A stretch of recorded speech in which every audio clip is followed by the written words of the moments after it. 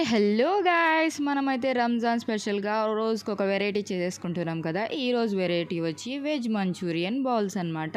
Veg Manchuria ఎలా అయితే మనం ఇంట్లో చేసుకోవచ్చో మీకైతే చూపించబోతున్నానండి. చాలా టేస్టీగా ఎమ్మీగా అయితే మనం బయట కొనేటంత కన్నా మనం ఇంట్లో చేసుకొని తింటే ఇంకా టేస్ట్ అయితే అదిరిపోతుంది. మామూలుగా అయితే క్యాబేజ్ వచ్చి తురుముకోవాలండి. తురుముకునే అవకాశం నాకైతే లేదు, ఎందుకంటే బద్ధకం వచ్చేసింది కాబట్టి నేనైతే మిక్సీ పట్టేశాను.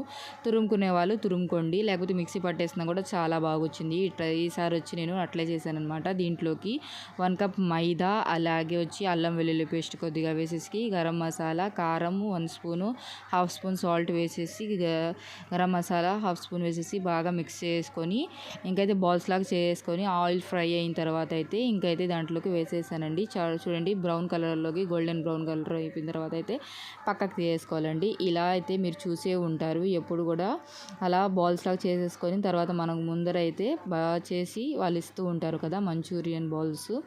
ఇంకైతే దీంట్లోకి ఇంకొద్దిగా 3 స్పూన్స్ ఆయిల్ వేసేసుకొని తర్వాత గార్లిక్ వేసేసుకొని ఇంకైతే మనము టమాటా ప్యూరీ, ఇంతకుముందు మీకు వీడియోలో చూసే ఉంటారు, టమాటా ప్యూరీ వేసేసి బాగా మిక్స్ చేసుకొని 2 spoons sugar, half spoon salt వేసేసుకొని అయితే బాగా మిక్స్ చేసుకోవాలండి. దీంట్లోకి అయితే మనం మైదా వాటర్ మిక్స్ చేసుకొని అది వేసేసుకుంటే కొద్దిగా చిక్క పడుతుంది అనమాట. మిక్స్ చేసుకొని దీంట్లోకి మెయిన్ ఇంగ్రీడియంట్ వచ్చి పెప్పర్ అండి. పెప్పర్ వేసి బాగా మిక్స్ చేసుకుంటే టేస్ట్ అయితే అద్దిరిపోతుందండి.